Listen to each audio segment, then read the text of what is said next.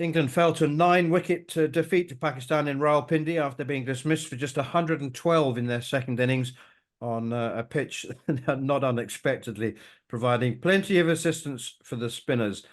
It was all a bit lame, Harmy, and I tell you what, this England team has come in for some high praise over the last couple of years, but when they get the opposite, it seems like people are very, very frustrated. And there's some pretty high-profile cricket watchers, former players, who had some strong words to say about England's performance in the last two tests.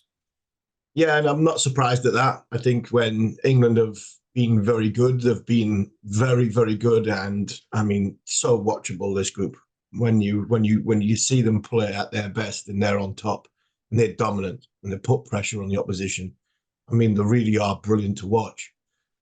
But when it happens the other way, I'm not so sure that mentally they're as strong as what they are when they're putting pressure on the opposition. I think they've capitulated a couple of times now, and that's going to have scars going forward. And you listen to some of the former pundits, you listen to the former players, you see when they are having a go, they're having a go from a good place, a correct place.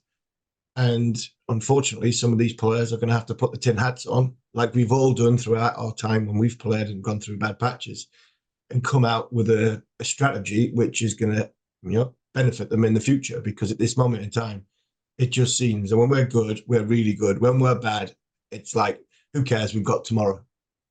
And this team, and I'm sure we'll come on to it, this team seems to be harder to get out of than it actually is to get into.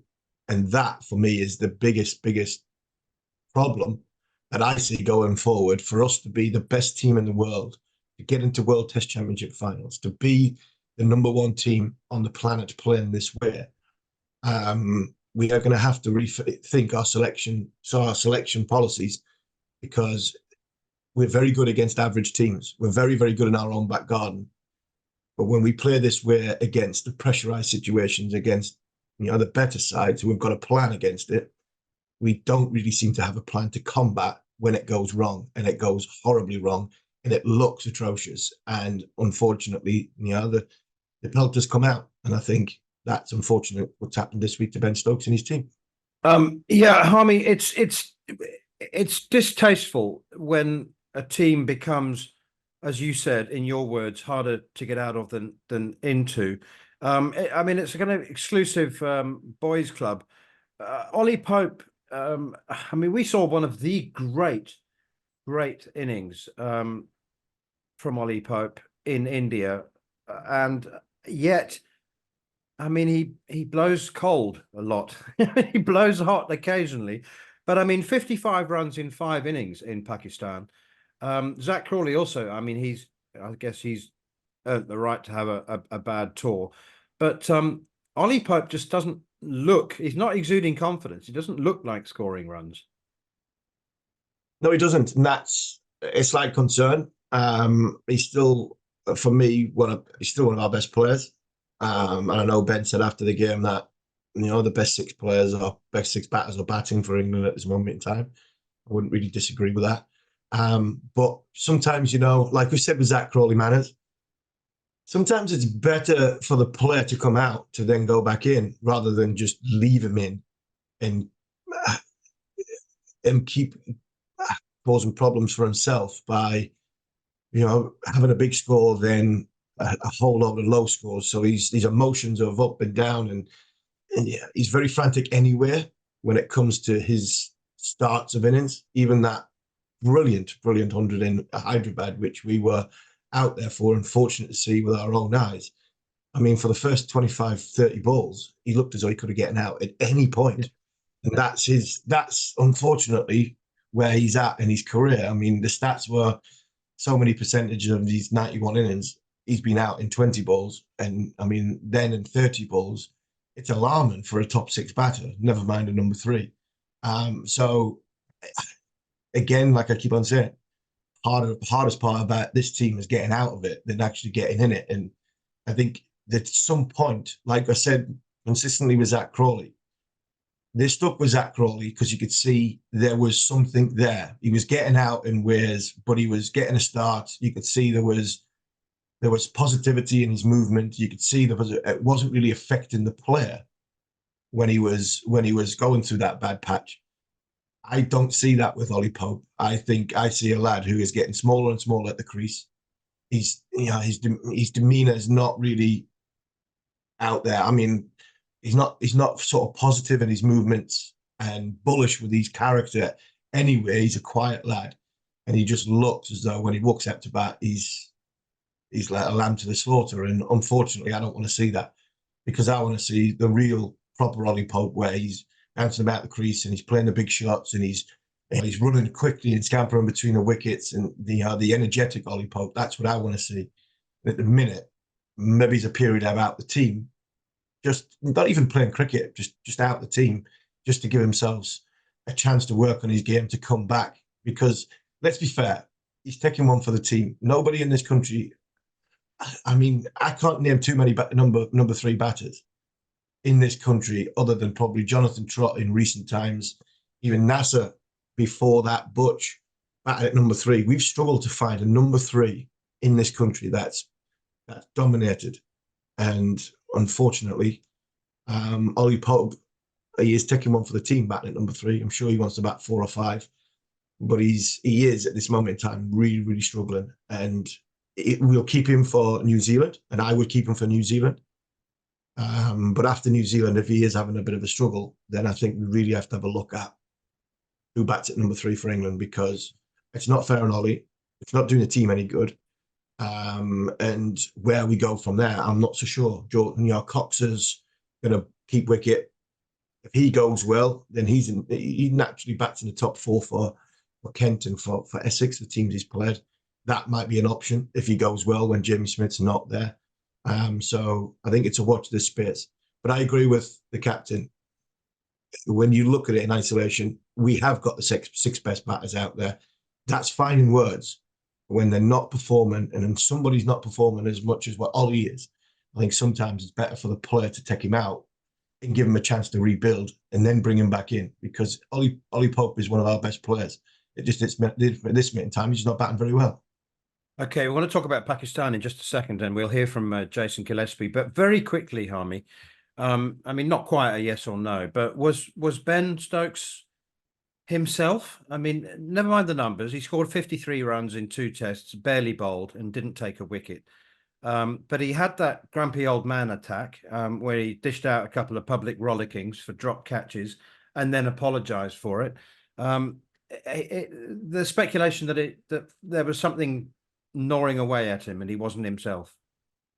Yeah, he didn't seem his best, both with bat.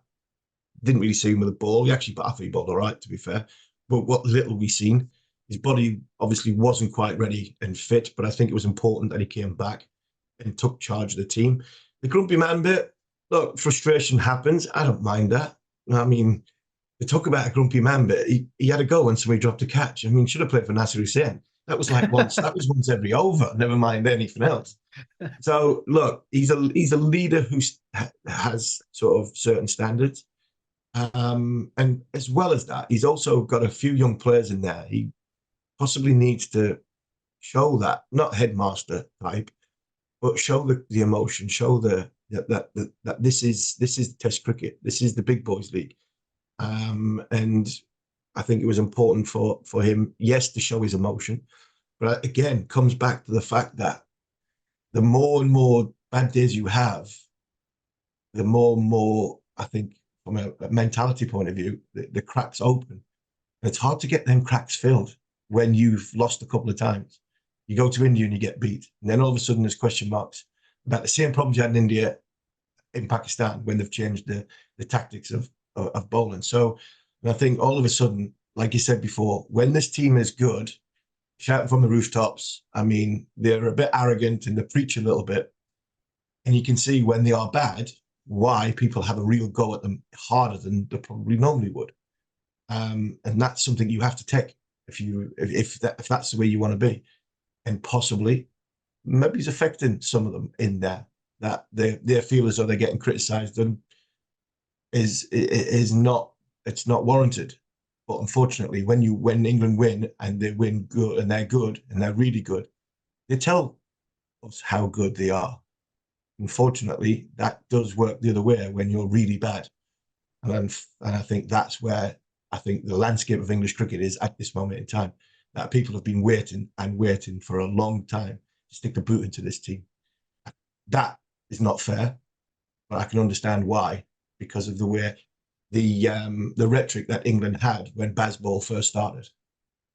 And now it's got a few holes in it.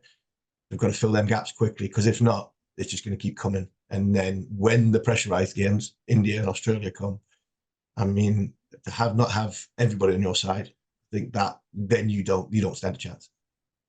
Okay, let's hear from Jason Gillespie, Pakistan's Test match coach. This was him talking about a change in his role. We'll come back to that just after we've heard from him. The PCB came out and made some changes after that Test match, and it was decided that a new selection panel would come in and they would be making decisions. So I was not involved in the decision making, George. So I'm now just the coach on match day strategy. So I just keep out of things now and just focus on the players and getting them ready for cricket. Thanks, Jason. Just to pick back up on the selection thing, you said you're just now a match day coach. That's not necessarily the job you signed up to. In an ideal world, would the people who are sort of at the sharp end, you and the captain, have a say? Look, it's not for me to talk about now. I'm not a selector. I'm match day strategist as head coach, and I'm all about the players. So my focus is on the players. I'll let the selectors do their job, and we'll just go out there and play the best cricket we can possibly play. That was Jason Gillespie sounding, or at least trying to sound, philosophical, but to my ears, sounding like a man who's not going to last very long. Rather like his white ball counterpart, Gary Kirsten, who's just resigned 6 months into the job, which was, I think, probably what you and I agreed we gave him, 6 months, Harmy. So now Gillespie has not only taken over the white ball team, but he has no input in selection. Mickey Arthur, who two-time Pakistan coach, took to Twitter in the last couple of hours, suggesting that it was ludicrous that a coach, particularly of a national team, had no say in the input and selection. But I can't see Dizzy lasting unless there's some unless he needs the cash. I can't see him sticking around too long, Harmy. The PCB just continues in its chaos. I can't run with you, man. Yeah, good on Gary Kirsten. I mean, you can sit there, take the cash, don't need the cash, go and get another job, not a problem. This is a principle thing. This is, you want my services. I'm the best you think you can get. Now you do it. It's not a case of you do it my way, but give me the chance. And Gary Kirsten, principled man, great man, has decided, and I would do the same, to be fair, man. And I'm not sure Jason Gillespie will be there too much longer. And obviously we had Dizzy on a few weeks ago, and what a great person Jason Gillespie is, nicest man that you'll ever find in cricket. But there comes a tipping point where you go, this is not for me. This is not for me. I'm not sure who would work under them conditions. So fair play to Gary Kirsten. I think Jason Gillespie will be next. I'm sure there'll be a few former Pakistan cricketers desperate to get into that role and then try and change it from within. I guarantee there will be, the politics in that part of the world, like the West Indies Cricket Board and like, India and the subcontinent. They do have a way of kicking themselves or punching themselves in the face. And I can't wait to see what comes next, because it will be a former great Pakistan cricketer come out of the woodwork and go, yes, I'll take the team on. And I can guarantee the first sign of a defeat, it will be, I need in charge. I need selection. I need to be picking the team. Because if not, you're gone. I'm gone. And I can see that happening very, very quickly. Final word in this section, I think, should go to Saud Shakil. Brendan McCullum praised him for an astonishing century. It wasn't pretty to look at unless you appreciate the subtlety of the skill that he used. 70 singles is the most in a cricketer's first 100 runs, 70 singles. He ended up with just 5 boundaries in an innings of 134. I mean, it was an object lesson in how to score 100 without hitting the ball, really. He just deflected it. He just nudged it. And it was an innings of immense skill. And I'm going to sound cynical now, but, you know, you can't help wondering that if an Englishman played an innings like that, he'd be dropped.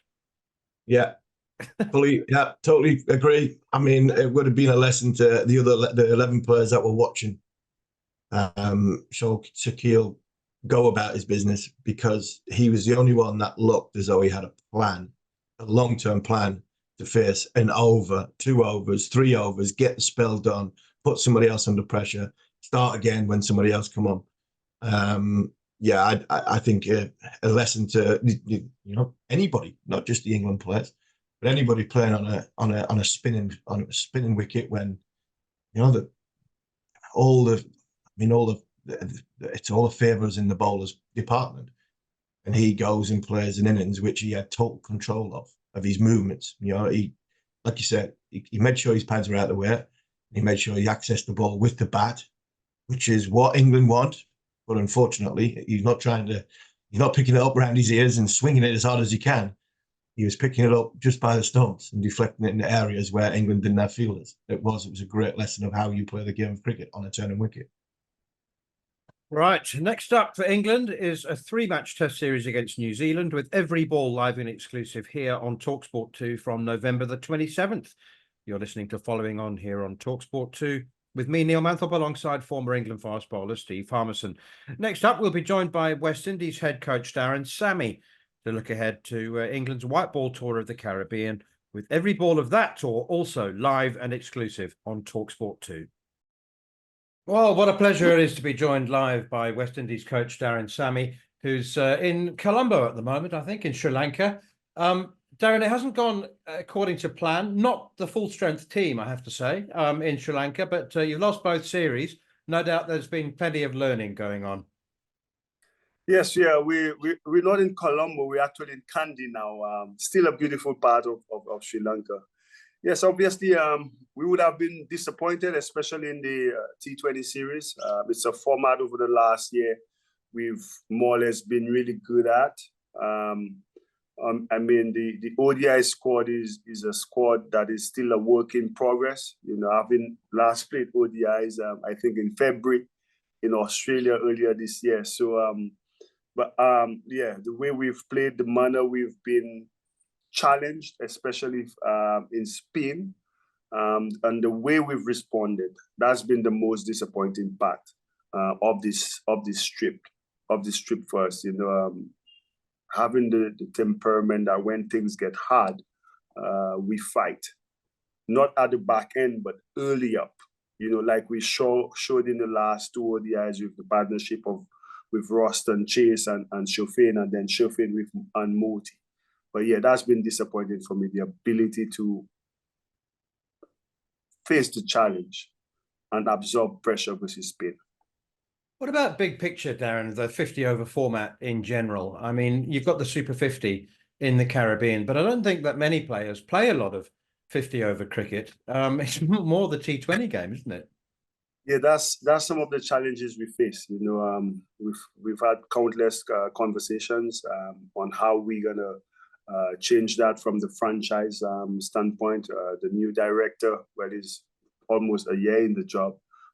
Miles Bascom, myself, the franchise coaches, we try to work closely in order to put a system together that will marry what we're trying to do at international cricket and, kind of fast track, but also help develop, our regional structure that we could now,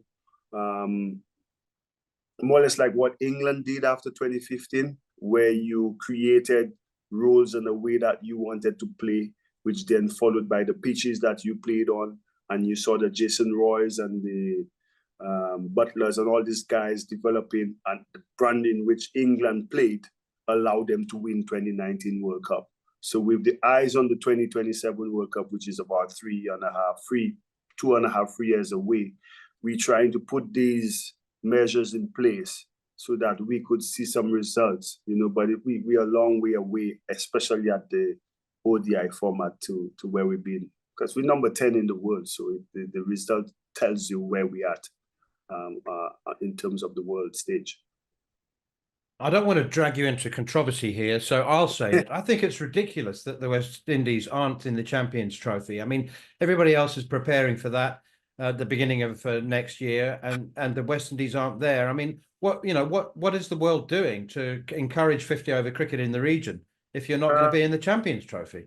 Look, it was sad for us not to be in the World Cup recently, or the last World Cup in India, and now the Champions Trophy. But look, there's a lot of chat that will go on, with the help from, the ICC, helping the lesser boards and stuff like that. The challenges we face in our players looking to earn a living in franchise cricket versus, being at home, taking part in our own tournament.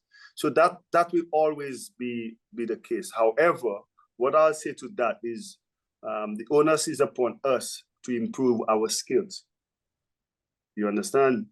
Whether the players that we have here, we are lacking the skill set to actually compete with the world. T20, we have it because it's a shorter format, but the skill set to apply it for long periods, we see it in our Test cricket, we see it in the ODI format, and sometimes you see a glimpse of it when we've been put under pressure in T20 cricket.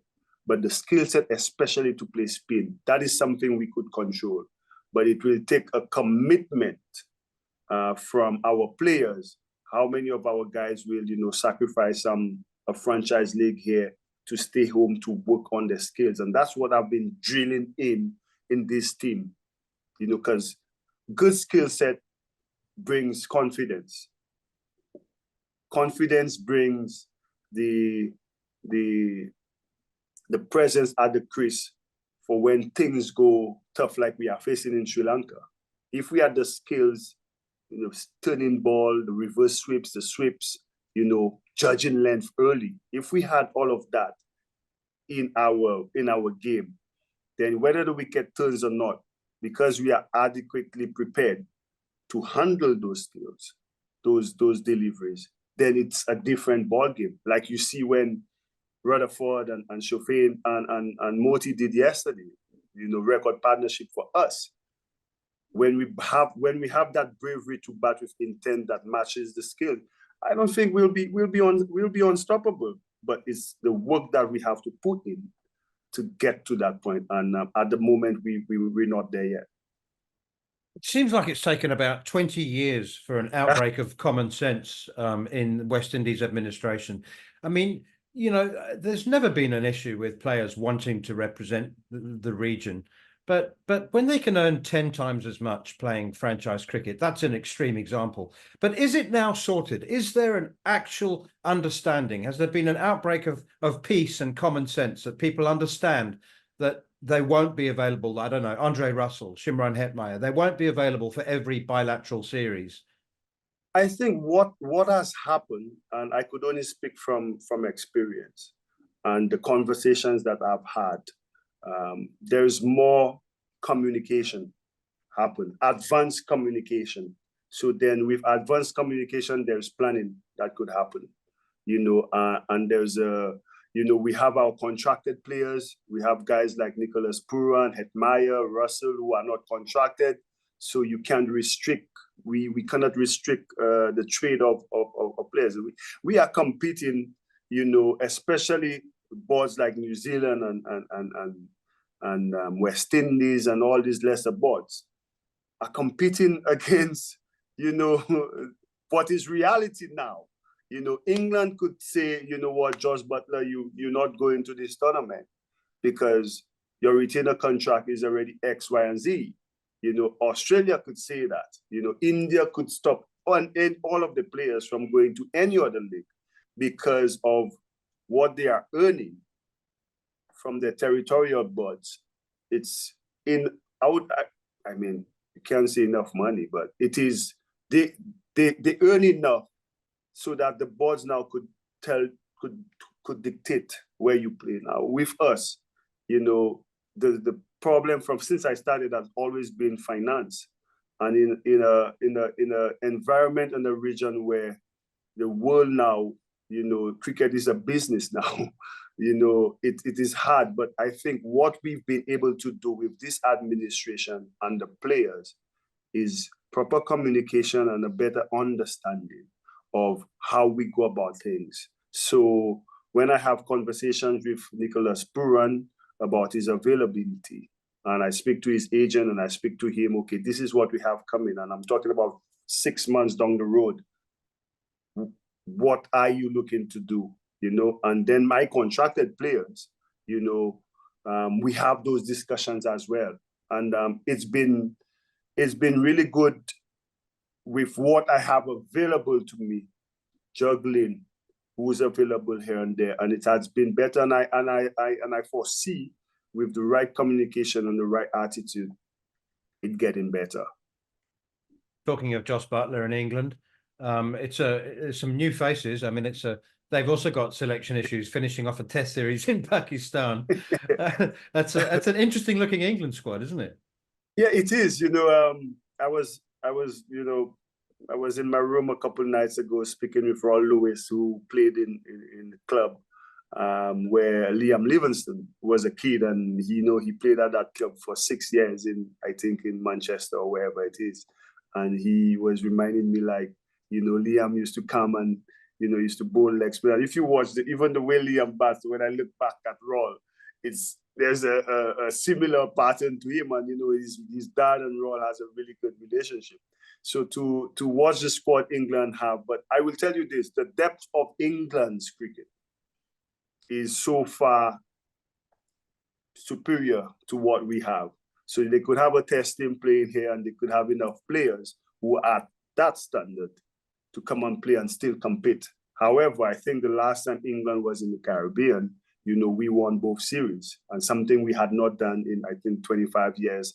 I think the one-day series when we won, we've not beaten them in almost 25 years. So it shows the dominance they've had. But what I could say, something about West Indies playing England, no matter what we find ourselves, what stage our cricket is, when we turn up against England, somehow the standard is just raised, you know, and I'm pretty sure the buzz, even here in Sri Lanka, the guys are eager, waiting for that series. We touched down in Antigua and, you know, start the ODI series and then the T20 series. The boys are looking forward. The fans at home are looking forward to it. And yeah, I'm looking forward to it too, you know, try and erase some of the blows we got here in Sri Lanka.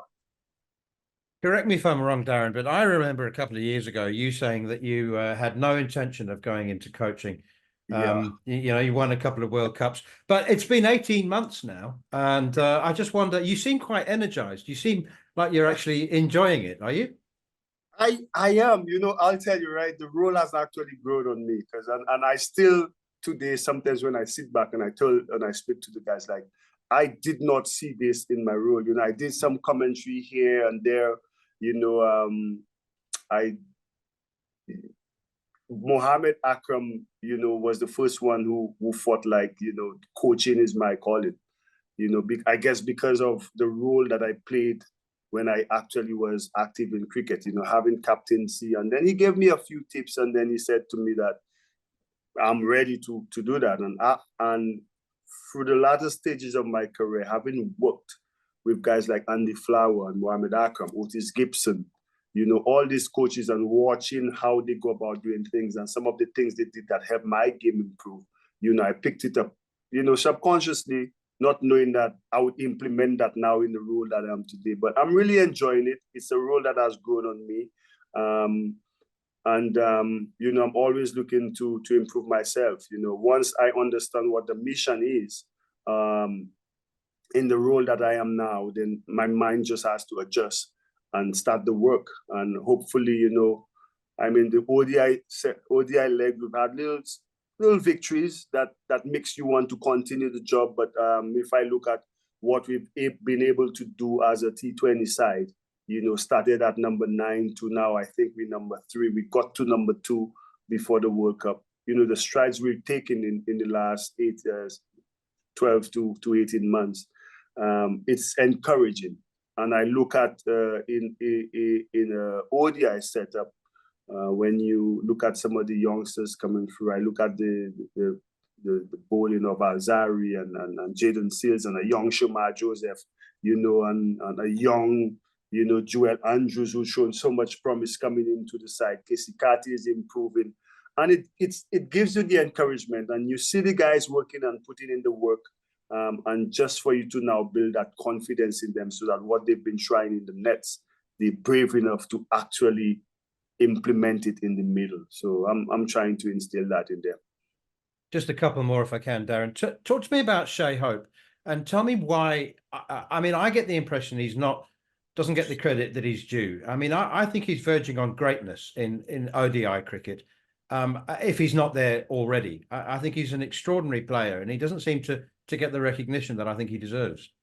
Yeah, I think Shea is a class act. You look at his numbers, what he's been able to do over the last 5-7 years, in a failing white ball in that format, in ODI format, and the way he's been able to be the standout for us. I think he's got about 14 or 15 centuries, averaging close to 50, if not 50.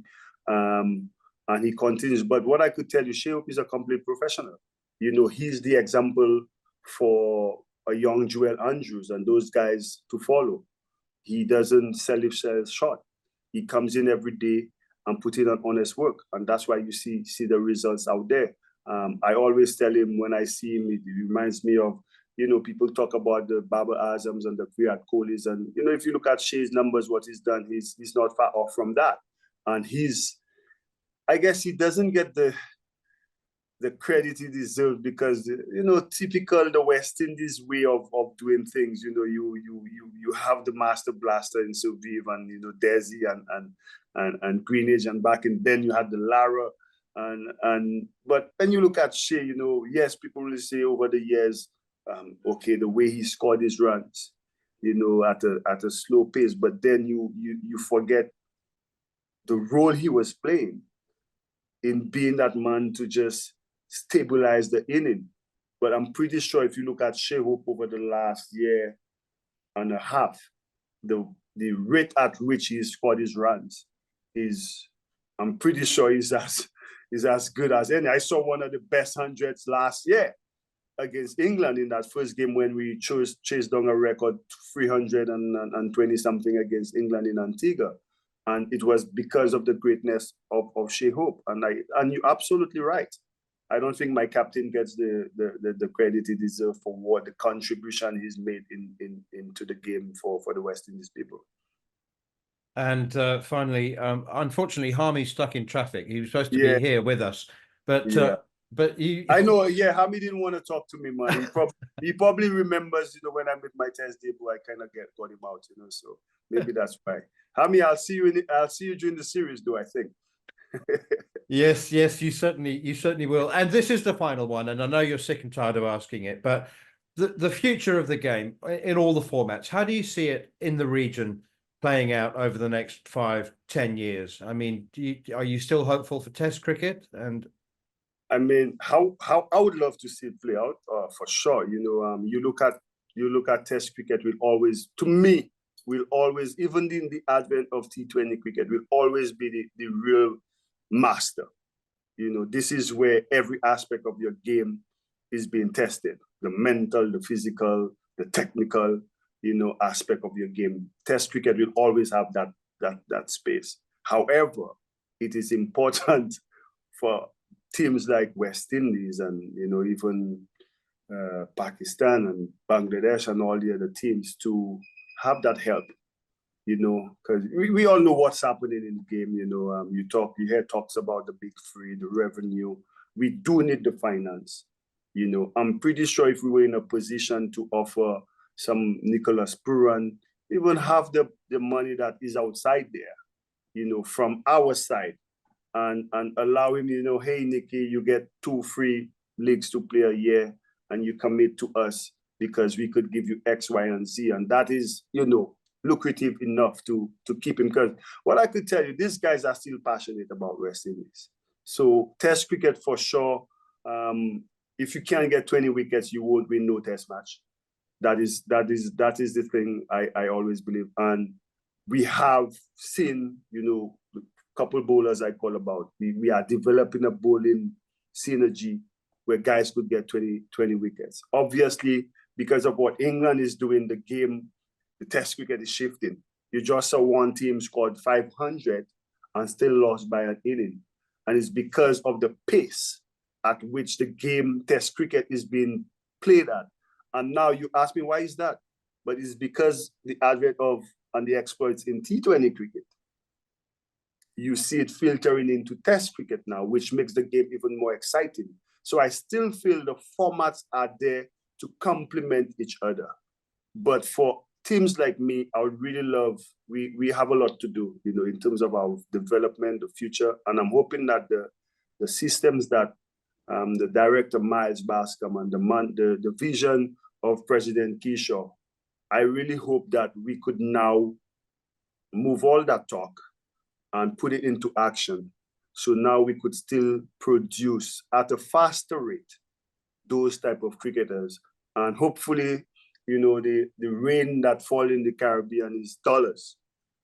It falls like dollars, so we could have it in our possession. And then we could make impactful, meaningful change where, cricket now is the first love. West Indies cricket now becomes the first love of our youngsters. Because that's why I played. That's why Brian Lara played. That's why Sylvive played. And the pride and the passion in which they played, that love for West Indies, that hunger for West Indies becomes the forefront of all the cricketers in the Caribbean. And then you will see, because when somebody is hungry, they go out and find something to eat. Instead of somebody just want to eat, he's waiting to be served.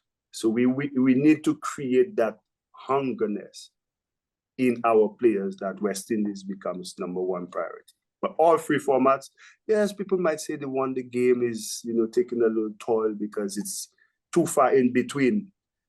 It's not Test cricket, it's not T20, but I still feel, there is space for all three. That was West Indies head coach Daren Sammy chatting to me last week, and you can watch the full interview on the talkSPORT Cricket YouTube channel. And a reminder, you can hear live and exclusive ball-by-ball commentary of England's 3 ODIs and 5 T20s against the West Indies here on talkSPORT 2, with our coverage of the first ODI getting underway at 5 p.m. on Thursday. Quick word from you, Harmy. I know you were stuck in traffic, so you couldn't have a chat to Darren. He was most disappointed. I think he wanted a little bit of banter about getting you out on his Test debut. He did, yeah. He got me out on Test. He was a great man. I mean, he's a great great man. Somebody who I think has done brilliant for the West Indies when it comes to their cricket. When he was captain, now as a coach, he seems to have pulled them all together, which is always a difficult thing. And what I mean by pulling them all together, that means the islands. He's got the islands playing with each other as opposed to them just going off in little pockets when they're all coming together in the West Indies squad. So it'll be a tough series for England. Really has. Daren Sammy's got them going in a positive way. And I'm really looking forward to the series. He's a wonderful cricketer. Always played with a smile on his face. I remember first time seeing him, Manners, was he was a net bowler for the MCC. He was at the MCC Young Cricketers. And there was this big, tall West Indian comes flying into the nets. And it probably would have been close to that West Indies series in 2003. Maybe it's the South Africa series in 2003. Sorry, the West Indies came in 2004. And he comes flying in and he's got a big booming smile. He always had a smile on his face. I mean, an infectious character. And like we talked about Jason Gillespie, and when we get the coaches or Mickey Arthur, you can see them going well in international cricket because you look at the characters and you go, he can create an environment. And if he can create a good environment, players will thrive off. And that's what Daren Sammy's doing with the West Indies, which is good to see.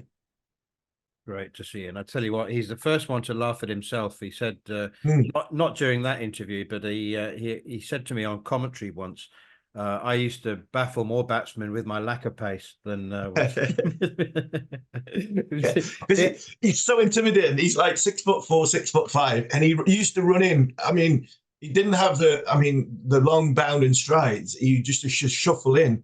Then you would get to the crease and you go, oh my word, it's like West Indies are past, this could come down. And then all of a sudden it just sort of, with a good gust of wind, it just blows at you, and you think, oh no, there, bang. So no, I'm joking aside, he was a top quality all rounder, especially in the white ball game.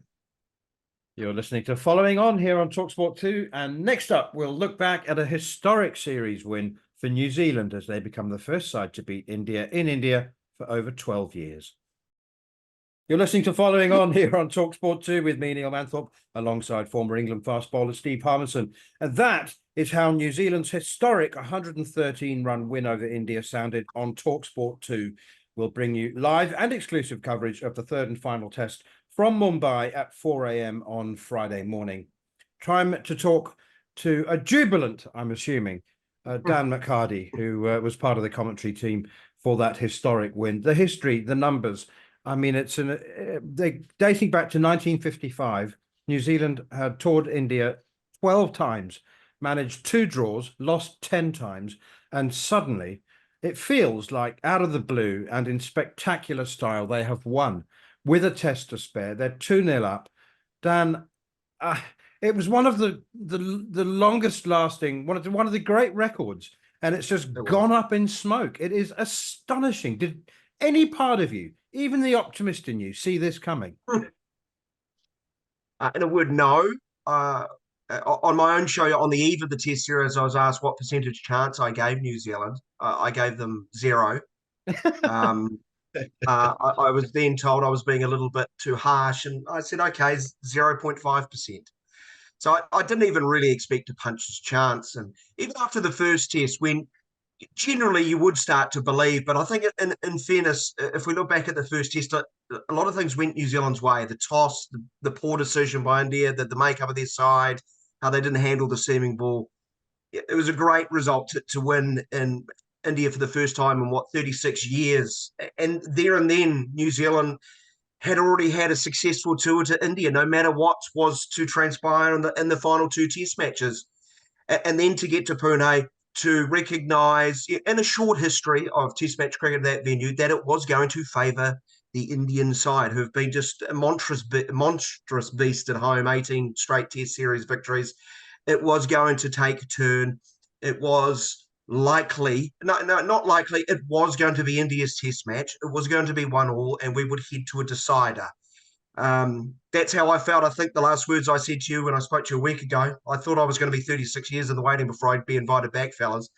I'm thrilled to be back. I think I said I felt like I'm on top of the world, but I'm looking down, and I feel like I'm going to head down. I didn't expect to drift off into the stars. And what's changed then, Dan? If you look at Tim Southey when he was captain, he was thrown the sort of the captaincy when there really wasn't too many other options. Tom Lathum still wasn't an established member in the team. He wasn't in the best of form. I remember years and years ago going to New Zealand, and Michael Vaughan was injured during my time. Kevin Peterson got the captaincy, but it was Andrew Strauss who wasn't in the team or struggling. He was the heir apparent. What has changed when it comes to the Lathum being in charge to Tim Southey look as though he's now back enjoying his cricket? It's a great question, Harmy. One I'm not sure I've been able to decode and decipher just yet, because I keep hearing the words in my mind of Tom Lathum when he was asked about if you were in charge of the Sri Lankan series, which was one test that got away from them, one that they were swept aside in somewhat embarrassing fashion.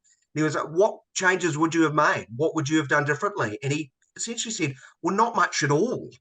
So maybe you've been in the arena, you're inside those changing rooms, maybe just a fresh voice helps. But I think it's performances on the park. And New Zealand outplayed India. Their top order, their top 4 has outplayed India in India.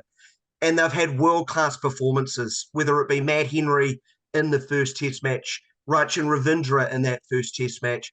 Mitchell Santner, of course, I think I described as the Santner test, really. This is a guy, Harmy, who over a stretch in his test career of 6 years took 14 test wickets, and he's rocked up in a test where he might not have played if Michael Bracewell hadn't gone home for the birth of his child, and he's taken 13. He's nearly matched that in 3 days of work to 6 years of work. So the stars are aligned, but you need big performances by individuals to end an 18 test match win streak as India has fashioned, and New Zealand got that. Okay, talking of Tom Lathum, this was him at his jubilant best. Yeah, I'm sort of lost for words a little bit. Yeah, it's obviously a immensely proud moment for this group. I think obviously coming off the back of a Sri Lankan series where we obviously didn't get the results that we wanted to come here and play the style of cricket that we've played. Yeah, we're obviously immensely proud, I guess, to be in the position of winning 2 test matches here. A lot of New Zealand teams have come here over the past 69 years, I think it is, and 13 series, and I guess to be the first team to win a series over here is immensely special, and very proud of this group. So Tom Lathum joked about how he always sounds low key, but I mean, even he managed to allow his smile to come through there. So I can't get over Mitchell Santner. I mean, he had one first-class 5-wicket haul. Mm-hmm. I mean, he had a best in 37 test matches of 3 for 51, and he's taken 13. And people will say, like, oh, well, everything went his way. In fact, he said that a lot of things went my way. He got Virat Kohli out with a full toss. But it's just, do you think this Indian team's a bit long in the tooth? I mean, I don't want to take any credit away from New Zealand at all. I want to heap as much credit on them as possible. But did India play poorly? A part of me wants to answer that question. I don't care. Yeah, long in the tooth. I just want to dine out on this, manners. I do believe that they took New Zealand lightly. I thought they picked their team days ahead of the first test and didn't adjust to conditions, and then didn't handle a seaming ball, which, that is something we've discussed a lot. The second test, they made adjustments. They brought Washington Sundar in. That worked particularly well. But again, I think their top order has failed them. I know KL Rahul has been quite a whipping boy. They can't blame him for this test. But I was staggered when you pick out the numbers over an extended period of time. Virat Kohli is essentially averaging exactly what KL Rahul is. So I think individuals need to take some responsibility here for not playing to the talent that we know is just so obvious to them. So that inquisition can continue. It's not, but here's the strange thing. We've watched Test cricket, all of us, for a very long time. In a 3-match series, if a team goes up 2-0, they're likely to be favourites for the third. New Zealand are going to be rank outsiders for the third and final test, at a venue where your gut tells you they've probably got a better chance to win than they did in Test 2. So it's why we love the sport. It really is. Yeah, exactly. That is why we love this sport. We go into the Wankhede for the third test against in Mumbai. And you're right. I think it probably is going to, a seamer, it bounces more. But, I mean, you look at this 2 test matches so far. You go at the end, whatever happens in the third test match in Mumbai, you're going to win a test series in India without Kane Williamson. Where's Kane at this moment in time when it comes to his recovery? And would it be Darren to be as simple as giving Kane as much time possible, and that is, dare I say it, not be involved in too much in the England series to make sure you get Kane Williamson fit and firing for when he comes back? Or do you go, he's our best player, he comes back in at number 3, and when Ben Stokes' boys arrive on New Zealand shores, we're going to be even stronger than what we were in India? Well, Harmy, the way they described it was he might join the tour after the first test. Then it was pretty quiet, and they left it pretty late to say, no, he's not joining them for the second test. I haven't heard anything as of yet, so my gut tells me he's not going to play, and they will probably follow that approach. But here's the bizarre thing. New Zealand now are back in the mix for the World Test Championship final, aren't they? Like mathematically speaking. So, and I'm glad you raised that. Nomad Henry, our best bowler this year, arguably our best Test batsman ever. Another reason to believe why, I was there. I've seen it with my own eyes, but I still can't quite comprehend how that New Zealand side has done it. But I think they will wrap him in cotton wool and keep him safe and sound and ready to go for that English series. There's a lot of anticipation, fellas. The first 3 days of the Basin is sold out. The other tests will follow. we know how extraordinary the last test between New Zealand and England was on New Zealand soil. So there's no reason to take a big gamble with Kane Williamson, because the guy who's filled in, Will Young's actually done a fairly admirable job. The permutations for the World Test Championship are fascinating. If India win at the Wankhede Stadium in a consolation win, they still have to win the Border Gavaskar trophy 3-2 in order to make the final. As for New Zealand, and here's a question to really test your optimism, your newfound optimism. If the Black Caps win at the Wankhede, and then they have to beat England 3-0, they have to win 4 out of 4, and they're in the World Test Championship final, as I can make out. Can they do it? Do you believe? But if they win in the third test against India and then win 3 straight, I don't think that's an automatic spot in the final, but it firmly puts them in the mix. Guys, I still don't believe they can win a test in India, even though they've just won 2 tests in India. This is how dumbfounding the last 2 weeks. India had lost 2 tests in 10 years and have lost 2 tests in a week now to New Zealand. So maybe I need to latch onto that last sentence. Anything is possible, and revert back to a saying that your current English coach uttered during the 2015 World Cup: "Dare to dream." But we've been watching Test cricket for a long time, all of us. That would be a heck of an effort if they can continue to continue to win 4 straight tests against some pretty good sides. Although, how deflated are England going to be when they arrive in New Zealand? I don't think England are ever deflated. I think they always move on quickly, whether they've won or they've lost. My question is: how many big industrial heaters have New Zealand got to stick at either end? And are you praying for a heat wave to make sure that the spinning surfaces of New Zealand come to the fore for when England comes? I was joking. I was joking exactly. That might be your best way. Mate, you're right. That's exactly what I was joking with Jeremy Coney as we were wandering off after the test. Like, let's prepare some Bunsen burners. Mitchell Santner, is the best spinner going around after what I've seen over the last 3 days. But we're playing at venues where Hagley Oval, I think the leading wicket taker as far as New Zealand spinners at the history of that venue is Kane Williamson with 2. So, I don't think the grounds crew in Christchurch have enough time to completely change the soul of that place. The basing spun last season, ironically, but bounced. But traditionally, it's hard work for the spinners. Hamilton can provide some spin, but you rely more on swing conditions. But the world is a little bit upside down. It's incredible to think. But the overriding emotion here in New Zealand is just so much pride and joy from that performance. And I remember being a 5 or 6 year old when Jeremy Coney's New Zealand side beat Australia in Australia for the very first time, and it sort of bound my love of the sport. And I just hope what transient sports fans have seen over the last couple of weeks from this really resourceful group, this pretty humble group, and at times really, really talented group. Hopefully they've made some fans for life. Final one from me, Dan.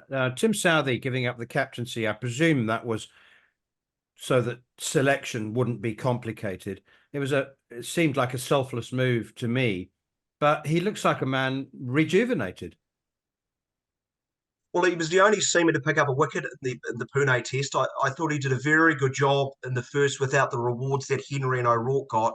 He looks to be bowling just a little bit quicker. I think I mentioned this last week. There appeared to be a smile on his face again. Yeah. Maybe the burden of captaincy was just weighing heavy on those shoulders, and making those 36-year-old legs, which have carried so many miles bowling. I was delighted for him to be involved in something like that. So he'll firmly be in the mix. But they'd given themselves an out. Gary had said prior to leaving for Sri Lanka that Tim Southey's unlikely to play every test here, because they recognised that 2 quicks would have to feature at a time. And the way Matt Henry and Will O'Rourke had bowled so far in 2024, that you just could not sort of justify having Tim Southey in that top 2. But it's great to see him show just a little bit more life and zest. and hopefully he gets back to New Zealand conditions and can continue this. I'm not going to call it a revival, but a mini revival as such. Good on you, Dan. Enjoy the last It did test. happen, right? This did happen. This has happened, right? Yeah, this has happened. Good. Just confirm. Yeah, we're looking in disbelief at what happened with just a short hop across the border in Pakistan. That did happen as well. Extraordinary stuff. Harmy, you would have loved bowling 20 overs unchanged from one end, right? Just pick next time, Pakistan. Do yourself a favour. Don't pick quick. They don't need to pick it quick. Not when they've got two bowlers where they've bowled, and that'll be. Again, when you talk about England going to New Zealand, that'd be England's challenge. If you can I firmly believe if you put this England team under pressure, under real pressure, no matter what the surface, whether it's spinning, whether it's seaming, I mean, you can then make them do things they don't want to do. I'm not saying they're flat track bullies. Jeffrey Boycott said that this week, and he has a point. I'm not saying it's a flat track bully mentality, but I think it's a pressure situation mentality. They're very, very good at putting people under pressure when it's going well for them.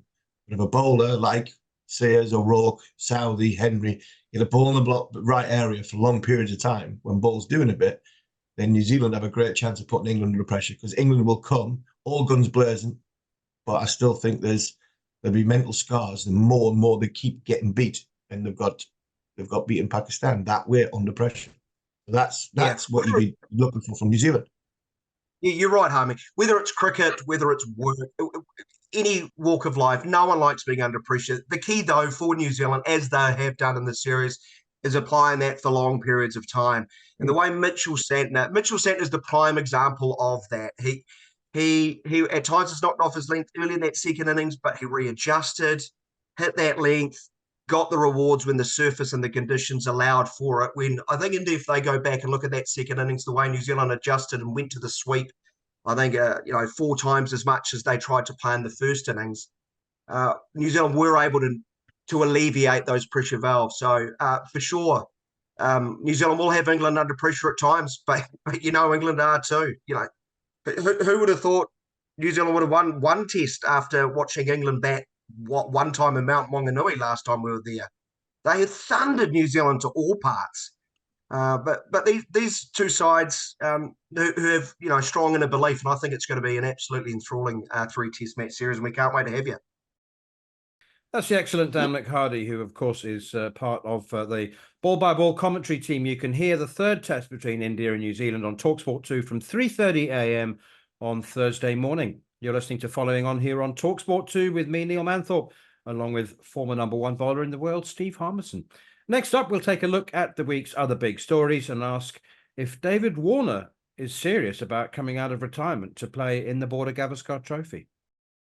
David Warner's leadership ban has been overturned by Cricket Australia after 6.5 years, meaning that he can now lead the Sydney Thunder in the upcoming Big Bash.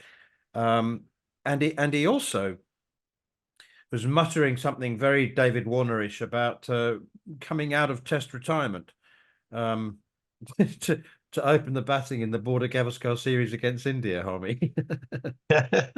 He likes the headlines, doesn't he? As our old mate David.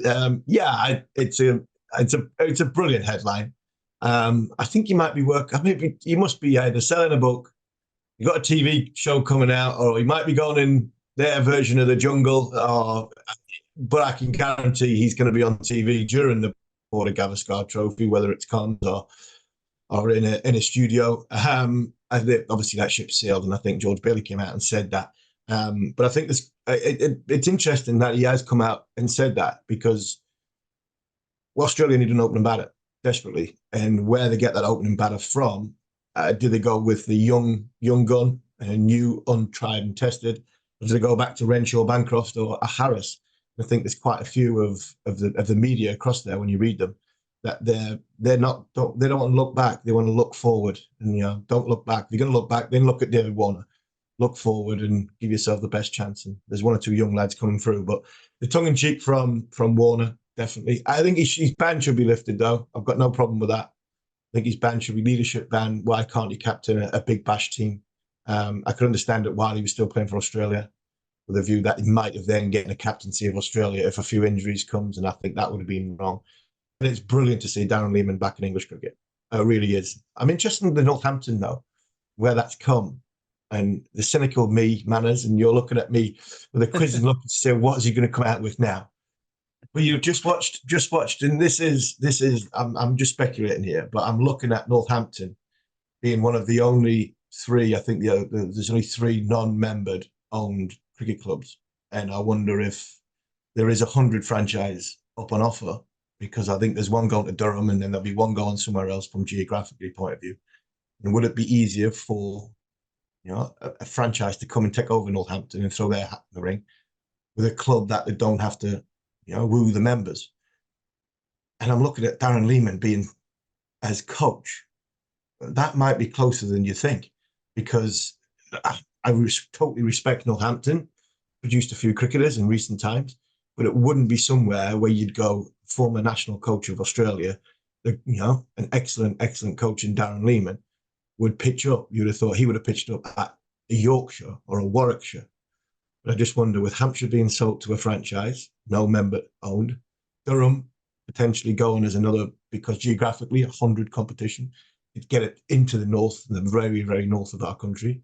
And the only other non-member owned county is Northampton. They've just made a big sign in Darren Lehmann. So is there something coming there? And I think the 100, the chairman of the 100, is the Northampton chairman. So I'm just looking at, I'm like speculating. Stars are aligning, but it's brilliant to see Buff back in the game. Harmy, that is a conspiracy theory on steroids. It's on steroids, it is, yeah. But I'm good at them. Oh my goodness, I didn't see that coming. Okay, Kagiso Rabada, it took his 300th Test wicket as South Africa beat Bangladesh in Dhaka in the first Test. And it actually, India's defeat to New Zealand and South Africa it's put South Africa really strongly on course for a place in the World Test Championship final, which I think would be robbery. They only played 12 tests, but they only need to win 4 out of their last 5. So if they beat Bangladesh in Chattogram in the second test later this week, then they only need 3 out of 4, all of them at home against Sri Lanka and Pakistan. So we could well see South Africa without a meaningful batsman.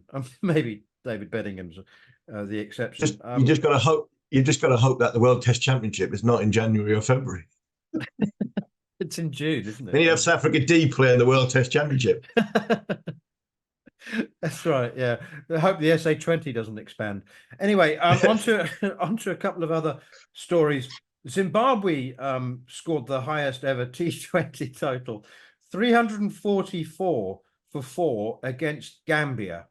And I do know that cricket has not been played in Gambia for very long. Sikandar Raza hit their first ever T20 century off just 33 balls. That was in an African regional qualifier. I just don't know what to make of that story. I mean, there are over 100 countries, all with the same status in T20 cricket, including Gibraltar. So I just,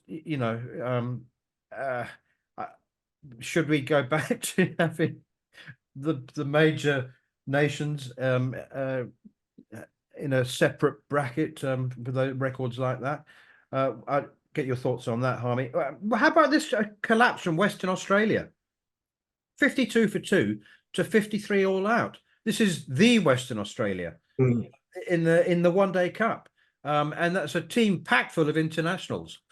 It was bizarre. It was so bizarre. I've seen some of the footage of it, and it's like, I thought I was watching the same thing on repeat. It was just like, it was so bizarre. When you look at it, you think, right, we're off to a good start here. Power play's gone on. We're 2 down. We're not in a bad place. We could have done with losing 1 less wicket, but 52 for 2 is not bad in the early throws of the gear.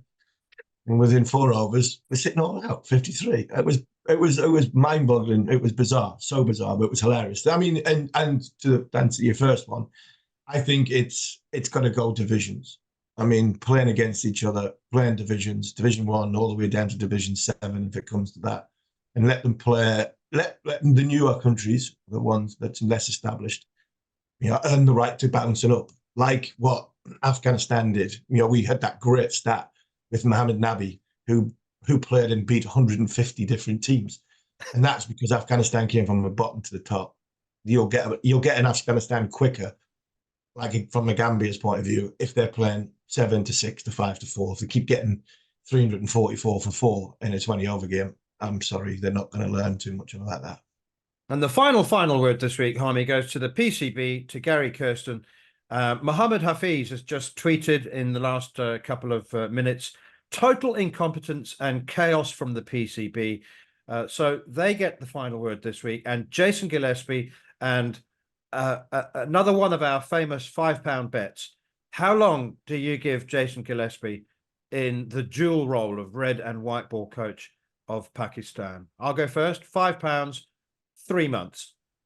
Yeah, 3 months. I don't even think he'll last that long. I think if he's still in the job by Christmas, I think that will be that will be very, very good for Pakistan cricket. They need some stability and it needed to calm down. Unfortunately, we've got 2 wins in 2 test matches and everything seemed to be going rosy.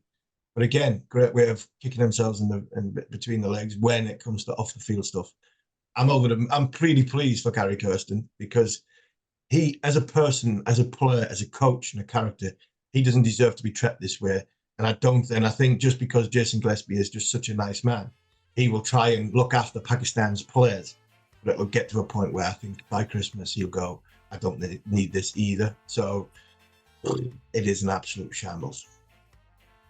It is. You've been listening to Following On here on talkSPORT 2 with me, Neil Manthorp, along with former England fast bowler Steve Harmison. We'll be back at the same time next week to look back at the first 2 ODIs between the West Indies and England, with every ball live and exclusive here on talkSPORT 2. Our coverage gets underway at 5 p.m. on Thursday afternoon.